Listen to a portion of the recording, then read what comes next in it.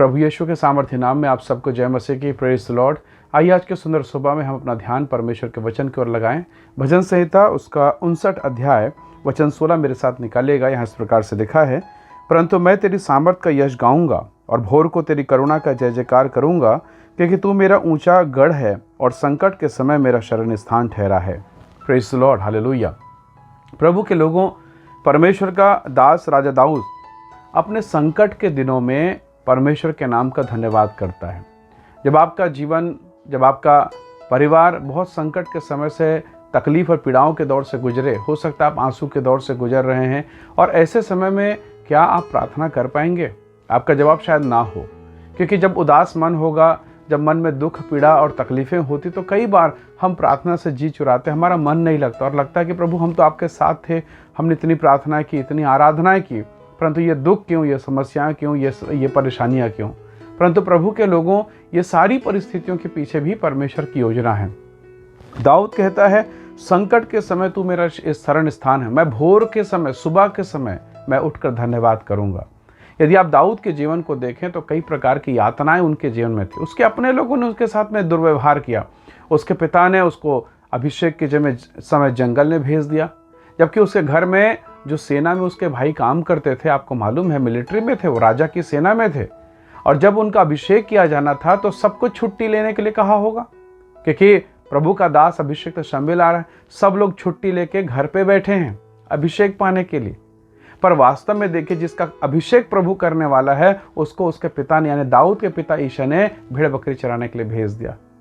सारे बच्चे जब नकारे हो गए, तब अंत में शम्बेल ने कहा, क्या तुम्हारा कोई और बच्चा है? और तब उसने कहा, हाँ एक है, भेड़ बकरी चराने गया है, वो यूजलेस है, वो कोई काम का नहीं है। शम्बेल ने कहा, जरा बुलाओ तो। और जब वो आया, तब परमेश्वर का आत्मा ने कहा, यही है, इसी का अभिषेक कर दे। प्रभु के लोगों, कितनी यातनाएं आई। जब वो दुष्ट आत्मा निकालता है शाऊल के भीतर से, राजा शाऊल के भीतर से दुष्ट आत्मा निकालता है, जब उसने गोलियात को मार गिराया, अंततः शाऊल उससे दुश्मनी कर बैठता है। शाऊल जब दुश्मनी करता है, इतनी भयंकर दुश्मनी कि अब वो दाऊद के प्राण का प्यासा है। अब जंगल में भागता है दाऊद, अपने प्राण बचाता है। उसका बेटा अबशालोम उसके पीछे पड़ता है, जंगल में भागता दाऊद। कितने भयंकर पीड़ा। पर जंगल में क्यों? एकांतवास में क्यों? आपको ये जानकर आश्चर्य होगा कि प्रभु आपके जीवन में जो संकट आया है, प्रभु उस संकट का इस्तेमाल कई बार आपके प्राण को बचाने के लिए करते हैं। कई बार आपके जीवन में अपनी महिमा को प्रकट के लिए करने के लिए करते हैं। आप अपनी महिमा प्रकट करने के लिए। अब जरा सोचिए, दाऊद बचपन में भेड़ बकरियों को चराया करता है, जंगल में उसकी अच्छी जान पहचान, अच्छा पकड़ है, कौन सा रास्ता कहाँ जाता है, किस प्रकार, यानी जंगल के विषय में वो एक्सपर्ट है। और जब उसके शत्रु से दौड़ाते, जब उसके पीछा करते, वो जंगल में चला जाता, वो छुप जाता कई कई दिनों तक। Praise the lord, hallelujah. परमेश्वर के लोगों, मूसा के विषय में जरा सोचे। अगर आप सोच सकते हैं कि मूसा को मिस्र के सिंहासन से अलग करके उसे मिद्यान देश, जंगल में, रेगिस्तान में भेज दिया गया। अब आप कहेंगे कि ये जो 40 साल मिस्र देश का अच्छा था, मिस्र देश में जो सिंहासन में बैठा 40 साल, वो बहुत अच्छा था, राजकुमार था वहां का, लेकिन वो 40 साल जो जंगल का बहुत दुखदाई, मैं मानता हूं दुखदाई, पर क्या मूसा को मालूम था कि इसी मरुभूमि, इसी जंगल के रास्ते में एक दिन मुझे लाखों लोगों को लेके जाना है? यानी वो 40 साल जो उसके दुख और पीड़ा के थे, वास्तव में ट्रेनिंग का समय था। Praise the lord, hallelujah. वो जो बचपन में भेड़ बकरियों का चराया जाना दाऊद के द्वारा, वास्तव में ट्रेनिंग का पीरियड था। और इसलिए अब दाऊद कहता है, यहोवा मेरा चरवाहा है, मुझे कुछ घटी ना होगी।